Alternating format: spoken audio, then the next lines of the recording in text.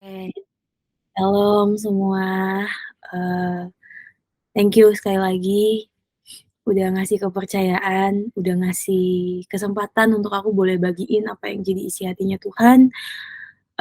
Aku izin share PPT ya, semoga bisa.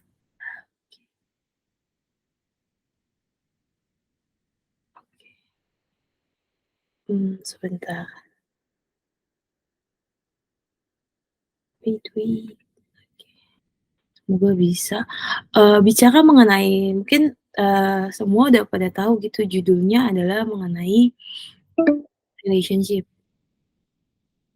Kok nggak bisa nge-screen nggak bisa nge-share screen ya? Wow, oke, karena nggak bisa, nggak apa-apa. Mau dibantu kah Lia? Atau mau di-share ke aku atau ke Andreas? Nanti kita bantu share? Boleh boleh, Oke. sambil aku kirim. Oke, bentar ya aku download.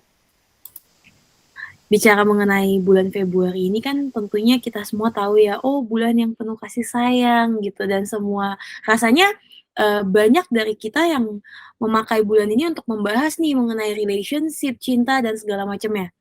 Kita pakai itu semua, kita, gunain segala judul ya pastinya, segala, hal-hal yang berbau dengan yang namanya kasih sayang gitu. Dan salah nggak akan hal itu, nggak ada yang salah gitu ya, sama sekali nggak ada yang salah. Kasih itu bagus kok, hubungan itu indah kok, gitu loh. Cuman kalau teman-teman yang ikut hari ini dan berharap saya akan membahas mengenai pasangan hidup, teman-teman akan dikecewakan sama ekspektasi teman-teman gitu ya, karena saya nggak akan membahas itu, gitu ya. Tapi judulnya kenapa dikasih relationship, ya kan, ya karena ya saya maunya itu judulnya gitu ya, real relationship gitu ya. Maybe aku kirim ke Ko Andreas karena langsung cepet nih ya sama Siska juga. Bicara tentang relationship, sengaja aku pisah real gitu ya. Real berarti nyata ya, kita semua tahu lah hubungan itu tuh nyata gitu loh. Nggak mungkin kita bilang, "Oh ya aku tuh, anak Tuhan, aku tuh cinta Tuhan banget," gitu ya. "Aku tuh, pengikut Kristus, aku tuh melayani Tuhan," gitu ya. Tapi, itu akan jadi sebuah hal yang sia-sia gitu ya ketika kita, nggak punya hubungan sama Tuhan, ketika kita hanya membatasi Tuhan dari kata-kata kita aja, "Oh ya aku tuh cinta Tuhan kok, oh ya aku tuh punya hubungan yang deket kok sama Tuhan," tapi, sebenarnya gitu ya, sebenarnya kita jauh dari Tuhan, kita nggak punya hubungan yang nyata sama Tuhan, hubungan itu hanya sebatas kata-kata gitu, hubungan itu hanya kita bangun pada saat ibadah hari Minggu, boro-boro ibadah hari Minggu, kalau pelayanan boro-boro bisa sambil ibadah gitu kan. Hubungan kita sama Tuhan tuh jatuhnya jadi sekedar munafik gitu loh. Nah, membahas tentang kekristenan itu selalu kaitannya sama hubungan, nggak ada yang lain. Nggak bisa, "Oh ya, aku mencintai Tuhan," gitu, tapi aku nggak punya hubungan yang sama Tuhan. Nah, mau bahas ke mana sih tentang relationship ini gitu, ini mau membahas tentang bapak dan anak. Makanya saya bilang, ini nggak hubungan percintaan yang saya bahas, tapi hubungan bapak dan anak gitu loh. Nah, kita itu kalau komunikasi itu selalu dua arah ya, betul ya, kayak aku sama Jessica, untuk aku tahu kisahnya Jessica, aku harus hubungan dua arah sama dia, aku harus berkomunikasi sama dia, aku harus tahu, oh cerita dia seperti ini dan ada saling mendengar kalau ketemu, ada saling ngobrol, saling tanggap-menanggapi, betul ya. Nah, sama halnya dengan hubungan kita, kita juga harus sadar kita anak dan dia bapak kita gitu loh. Kita punya bapak yang baik gitu, kita punya bapak yang begitu setia, kita punya bapak yang nggak pernah ninggalin kita sekalipun kita ini begitu bobrok, kita ini begitu penuh kegagalan gitu ya, kita ini begitu penuh dosa mungkin, kita nggak layak mungkin rasanya, tapi dia nggak pernah ninggalin kita. Nah, hubungan yang nyata inilah yang harus setiap anak Tuhan itu punya gitu loh. Bicara mengenai hubungan di dalam kekristenan, kayak tadi, dua arah gitu loh. Nah, relationship kali ini yang aku mau bahas adalah tentang father and son. Kita sering anggap remeh relasi ini ya, kita sering mudah banget tuker Tuhan dengan hal-hal dunia nih gitu. Kita mudah banget jual Tuhan dengan hal-hal dunia yang kita tahu itu fana, itu sementara, kita nggak bawa mati itu semua gitu loh. Tapi kita rela menukar yang sementara demi yang kekal. Contohnya apa? Hubungan kita sama Tuhan gitu loh. Nggak heran Banyak orang pindah-pindah agama, banyak kekristenan bukan agama sayangnya, kekristenan itu hubungan. Banyak orang pindah agama, banyak orang ninggalin Tuhan, banyak orang jual Tuhan. Kenapa? Dia nggak menyadari betapa pentingnya hubungan dia sama Tuhan. Kenapa? Hubungan dia itu bapa sama anak gitu loh. Nah, father and son, please ingat bahwa kita orang percaya kita ini anak Tuhan dan Tuhan tuh bapa kita gitu. Kita harus menyadari itu. Kita nggak bisa bilang, "Oh iya, ya dia bapak, katanya sih," gitu. "Oh dia bapak yang baik, katanya sih. Dia bapak yang nggak pernah ninggalin, katanya sih." Kata siapa? Kata pendeta mungkin, kata teman kita mungkin, tapi kita nggak punya pengalaman itu, kita nggak punya hubungan yang deep, hubungan yang dalam, hubungan yang deket itu, gitu loh. Dan ini kita gimana mau punya kita bisa tahu dia bapak yang baik ketika kita nggak punya hubungan dengan sang bapak yang baik itu. Gimana kita tahu dia setia ketika kita nggak punya hubungan sama bapak yang setia itu? Gimana kita tahu dia nggak ninggalin kita ketika kita nggak punya hubungan sama satu-satunya pribadi yang apapun terjadi dia nggak pernah berpindah, nggak pernah bergoyah untuk tetap stay sama kita. Gimana kita tahu akan hal itu? Nah, seringkali kita terjebak dengan kata orang. Gitu loh. Kita nggak pernah punya hubungan yang dalam, kita nggak pernah dengan sengaja membangun hubungan itu. Kalau kita suka sama orang aja, kita bisa sengaja bangun hubungan itu. Tapi lucunya, kita nggak bisa sengaja bangun hubungan sama pencipta kita. Ini menyedihkan. Ini suatu hal yang, apa ya, yang menyedihkan aja gitu, miris aja gitu. Kenapa kita bisa dengan begitu gencar, begitu excited gitu ya ketika kita mau bangun hubungan sama seseorang. Entah itu sebagai sahabat, entah itu sebagai pasangan, entah karena kita tahu kita pengen kenal orang ini untuk jadi, sahabat, saudara kita, seperti persaudaraan gitu ya. Kita akan dengan excited betul ya, kita akan cari tahu tentang dia, kita akan dengan sengaja spend time sama dia. Kita akan dengan sengaja cari waktu sama dia. Tapi sayangnya kita nggak pernah dengan sengaja cari waktu untuk membangun hubungan sama Tuhan. Oke, boleh di next, kayaknya di next 2 slide maybe. Oke. Kita buka sama-sama, Roma 8 ayat 14 sampai 17. Roma 8 ayat 14 sampai dengan 17.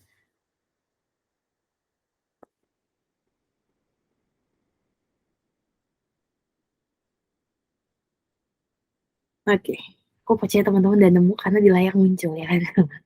Oke, nah, bicara mengenai hal ini, kita hidup oleh Roh gitu ya, tapi di ayat 14 dikatakan, "Semua orang yang dipimpin Roh Allah adalah anak Allah. Sebab kamu tidak menerima roh perbudakan yang membuat kamu menjadi takut lagi, tetapi kamu telah menerima Roh yang menjadikan kamu anak Allah. Oleh Roh itu kita berseru, ya Aba, ya Bapa." Roh itu bersaksi bersama-sama dengan roh kita bahwa kita adalah anak-anak Allah. Dan jika kita adalah anak, maka kita juga adalah ahli waris. Maksudnya, orang-orang yang berhak menerima janji-janji Allah, yang akan menerimanya bersama-sama dengan Kristus, yaitu jika kita menderita bersama-sama dengan Dia, supaya kita juga dipermuliakan bersama-sama dengan Dia. Kita itu adalah anak Allah, sekali lagi. Kita bukan, apa ya, kita bukan karena kita penuh dengan dosa, mungkin gitu, kita ngerasa nggak layak, terus kita bisa bilang, "Oh, aku tuh bukan anak Allah." No, ketika kamu anak gitu ya, ketika dia jatuh dengan sengaja dia nakal pun, papanya akan tetap bilang, "Kamu anak kan?" Betul ya, kita ketika kita dulu kecil bandel gitu ya, kita mungkin ngejatuhin barang atau kita jatuh dari, sepeda atau kita ngapain gitu ya, tapi seorang bapak nggak akan bilang, "Lu bukan anak gua."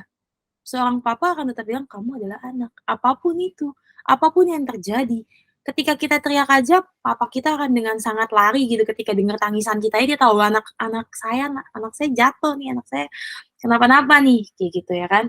Nah, sama halnya dengan kita, gitu. Kita ini anak Bapa di surga. Kitab Roma membawa kita kepada pemahaman bahwa kita anak-anaknya mengenal Dia sebagai Aba, sebagai Bapa kita.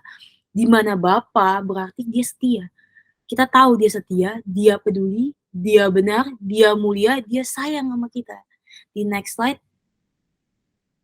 Thank you Cici sudah membantu PPT saya. Oke, next lagi, sorry. Oke, poin pertama bagaimana kita dapat memiliki relationship sama Tuhan, yaitu kita sadar dulu nih, kita nih anak gitu.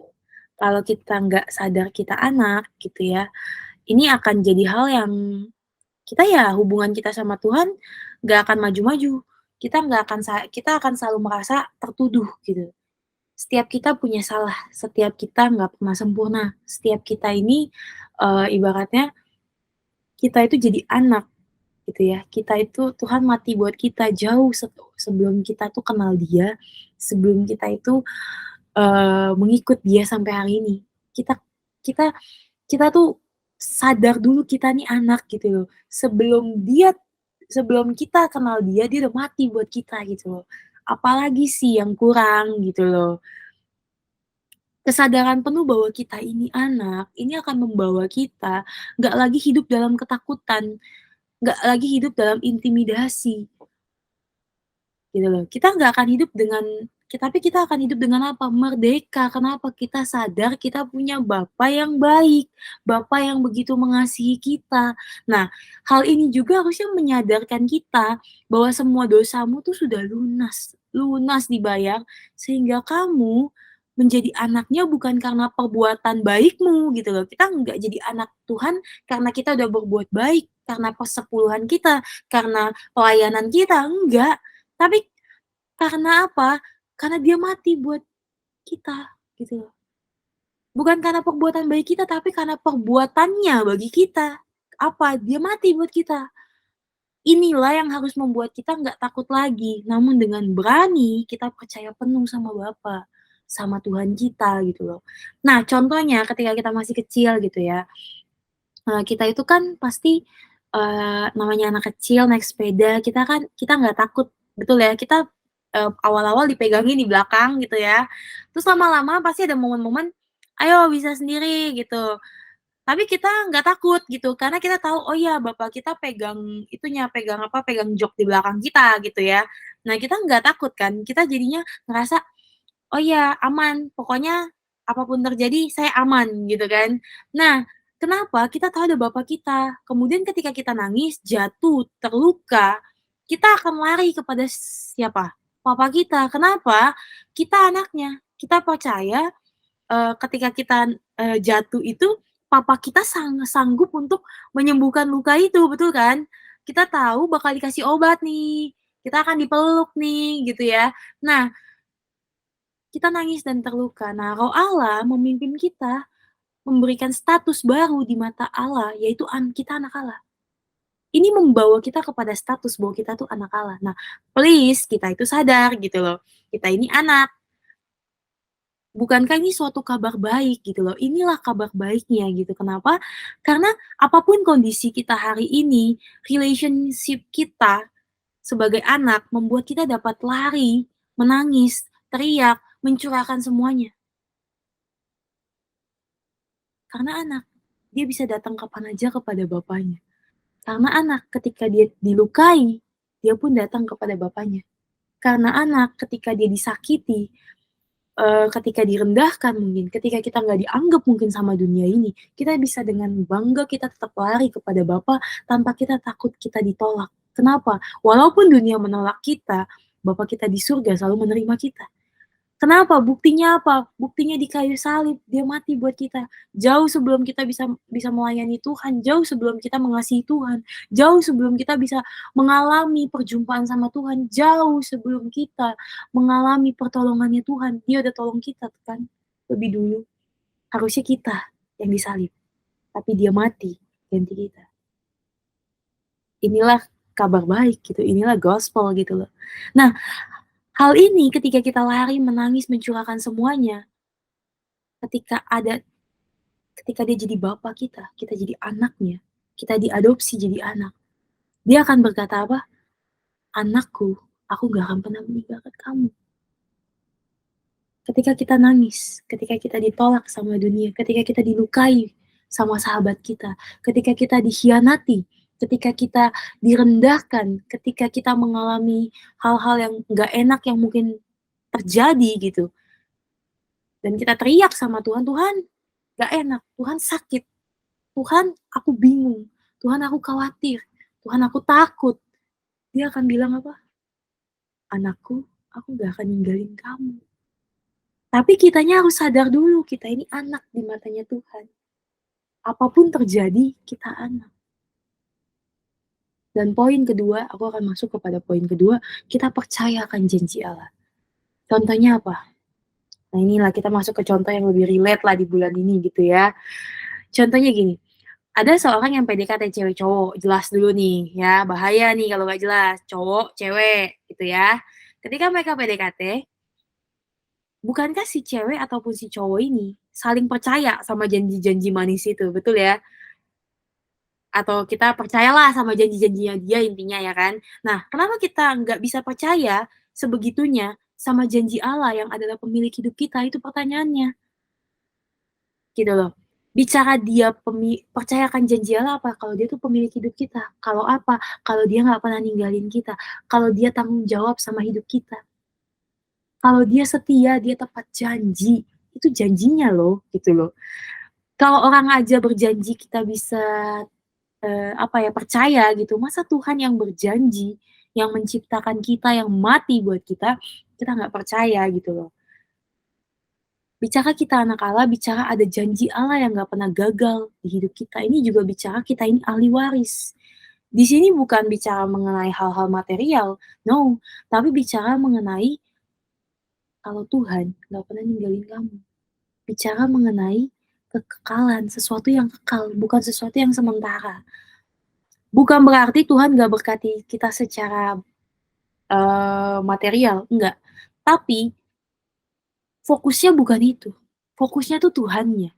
Kita percaya bukan sama berkatnya, tapi pemberi berkatnya.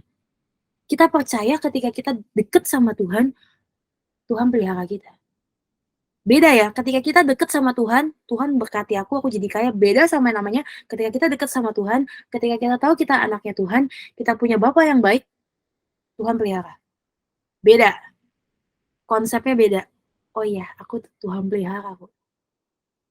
Bukan ketika aku deket sama Tuhan, aku harus diberkati ya Tuhan. Nah ini kan nuntut, gitu loh. Ikut Tuhan itu bukan bicara selalu diberkati, bukan selalu bicara mujizat. Ikut Tuhan itu bicara mengenai hubungan yang dalam, hubungan yang intim, dan apapun terjadi, Tuhan janji gak akan tinggalin. Itu ikut Tuhan. Menderita, iya kadang. Pikul salib, iya. Gak enak kadang, iya. Ngalamin proses, pasti. Tapi janji Tuhan apa?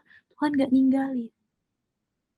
Nah, bicara hal ini, kita itu anak. Untuk kita punya relationship, bahkan ketika kita punya relationship yang intim, deket sama dia, kita harus tetap percaya penuh loh sama Tuhan. Susah memang percaya dia lebih dari apapun. Percaya janjinya melebihi janji siapapun. Itu penting. Percaya dia. Dia yang berjanji itu setia. Percaya Tuhan lebih daripada situasimu. Lebih daripada kondisimu hari ini. Lebih daripada prosesmu hari ini. Lebih dari hal-hal yang gak enak. Yang ada di sekeliling kita. Dan percaya dia melebihi manusia yang ngomong gitu. Makanya ikut Tuhan itu bukan kata pendeta, bukan kata teman, bukan kata sahabat. Ikut Tuhan itu bicara mengenai kita itu kenal dia karena hubungan. Kita itu mengalami dia karena kedekatan. Dan hal ini gak, akhirnya apa? Ketika kita percaya akan janjinya Tuhan, kita bisa punya hubungan yang real itu. Hubungan yang gak tipu-tipu gitu loh. Kita aja nggak mau menjalani hubungan yang tipu-tipu kan, kita mau yang nyata-nyatanya aja lah. Hubungan sama Tuhan tuh nyata loh, nggak pernah mengecewakan, nggak pernah, nggak pernah gagal, nggak pernah jelek, hasilnya selalu indah. Indah buat kita, walaupun prosesnya nggak enak mungkin. Manusia janji bisa nipu, manusia dipercaya kadang malah nyakitin, betul ya? Pasti pernah dong ngalamin hal-hal ini gitu ya. Tapi Bapak kita nggak pernah mengecewakan kita anak-anaknya. Dia nggak pernah lalai menepati janjinya. Dia nggak pernah gagal sama janjinya. Kurang apa lagi tuh. Itu kalau definisi, PDKT itu tahap paling sweet ya itu, gitu loh, ya. Nah, janji janji Allah bahwa apapun terjadi, dia tuh nggak akan tinggalin kita. Kenapa berkali-kali, saya meng-highlight kalau Tuhan nggak tinggalin kita, Tuhan nggak tinggalin kita. Hubungan selalu dua arah. Tapi inget nggak ketika kita berhubungan sama Tuhan, ketika kita lupa ngucap syukur, ketika kita lupa doa mungkin. Dia, sekalipun dia satu arah doang ke kita, dia nungguin kita, dia nggak tinggalin kita. Bahkan di titik-titik terendahnya kita. Tuhan janji apapun terjadi dia nggak tinggalin kita, dia pegang tangan kita. Apapun terjadi dia sayang kita. Bukankah ini sebuah kabar baik bahwa ketika kita hanya percaya dan pegang janji Tuhan, maka apapun terjadi kita melihat keindahan dia, sang pemberi janji itu.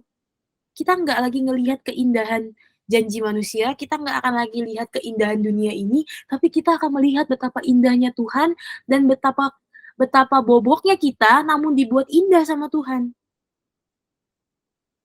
Penyertaan Allah adalah janji dan warisan terbesar.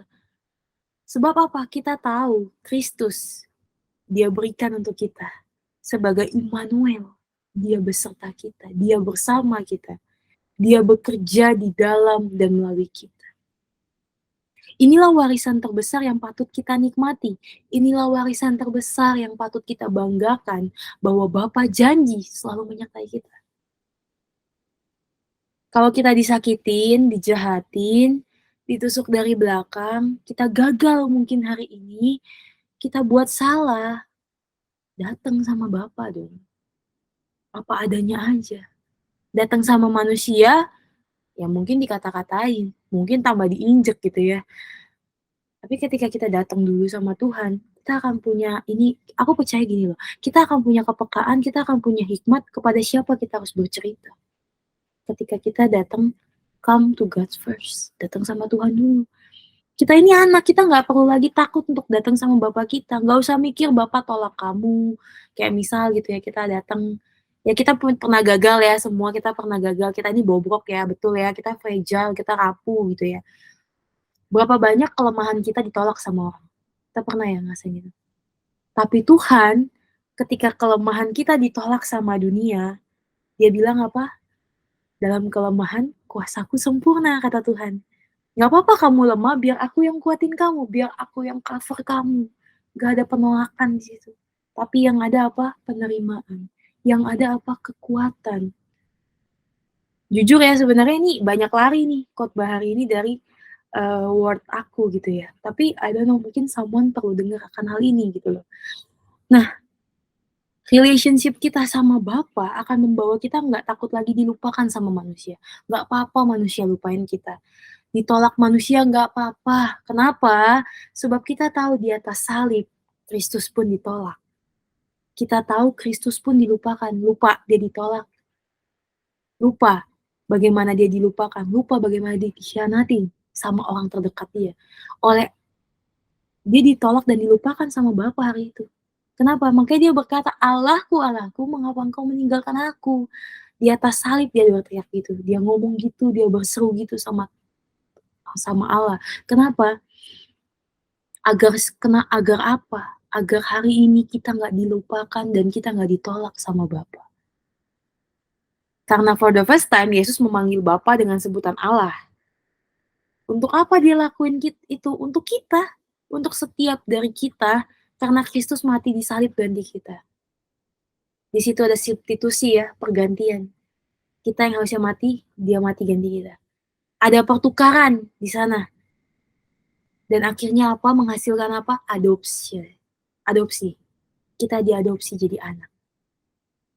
Inilah kabar baik bahwa sang anak, yaitu Yesus Kristus, di atas kayu salib, memberikan nyawanya, menanggung semuanya. Semua dosa, semua kebobrokan, semua kegagalan kita, dia tanggung itu. Dia berteriak kepada Allah agar hari ini kita tahu ketika kita ditolak, kita sadar Yesus pun ditolak. Ketika kita disakiti, dikhianatin, kita tahu Yesus pun disakiti. Yesus pun dikhianati. Agar semua yang kita rasakan, kita tahu dia sudah lebih dulu ngerasain. Agar hari ini ketika kita datang sama Bapa, kamu gak ditolak lagi, kamu gak dilupakan lagi. Malah apa? Dia tanggung jawab sama setiap kita. Makanya di next slide dikatakan, Timothy Keller mengatakan, "When Jesus looked down from the cross, he didn't think I am giving myself." Mungkin aku versi Indonesianya ya, ini versi Inggrisnya ya, biar takut kemalaman. Ketika Yesus melihat ke bawah dari salib, dia nggak berpikir, "Aku memberikan diriku kepadamu karena kamu begitu menarik bagi aku." Enggak. Dia tidak, dia kesakitan dan dia memandang ke bawah kepada kita yang menyangkal dia, meninggalkan dia, dan mengkhianati dia. Dan dalam tindakan itu, tindakan cinta terbesar dalam sejarah dunia, dia berkata, "Bapa, maafkan mereka. Mereka nggak tahu apa yang mereka lakukan." Dia mengasihi kita bukan karena kita layak dicintai, tetapi untuk membuat kita dicintai. Hal ini harusnya memampukan kita bahwa faktanya, love you so much. Dia mencintai kita banget gitu loh. Dia sayang banget sama kita. Di next slide dikatakan gini, kita sering ya bilang sama Tuhan, "Tuhan, apa sih yang bisa dicintai dari kita? Faktanya apa sih? Faktanya deh. Kenapa bisa mungkin Lia ngomong, Tuhan cinta banget sama kita. Kenapa? Kita itu punya 1000 alasan, kalau mau dihitung, begitu beribu-ribu alasan untuk bilang gini, Tuhan, aku nih nggak layak untuk dicintai. Aku tuh nggak layak untuk dikasihi. Aku tuh nggak layak kalau Tuhan mati buat aku. Tapi, nggak ada satupun alasan kita yang mengubah pemikiran Tuhan kalau dia tetap mencintai kita. Kita ini anak. Kita ini anak Bapa di surga. Oleh karena karya Kristus di atas kayu salib, hari ini Allah berkata kepada kita, hari ini Dia berkata kepada kita, sampai masa tuamu, aku tetap dia. Dan sampai masa putih rambutmu, aku menggendong kamu.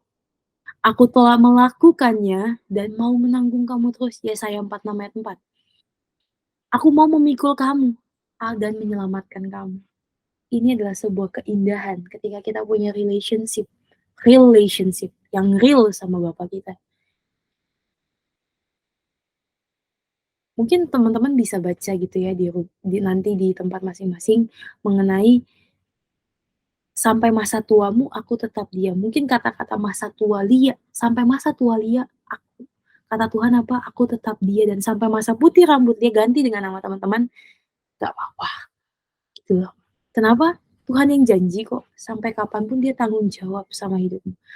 Hari itu, di atas salib Yesus berkata, Allahku, Allahku, mengapa engkau meninggalkan aku?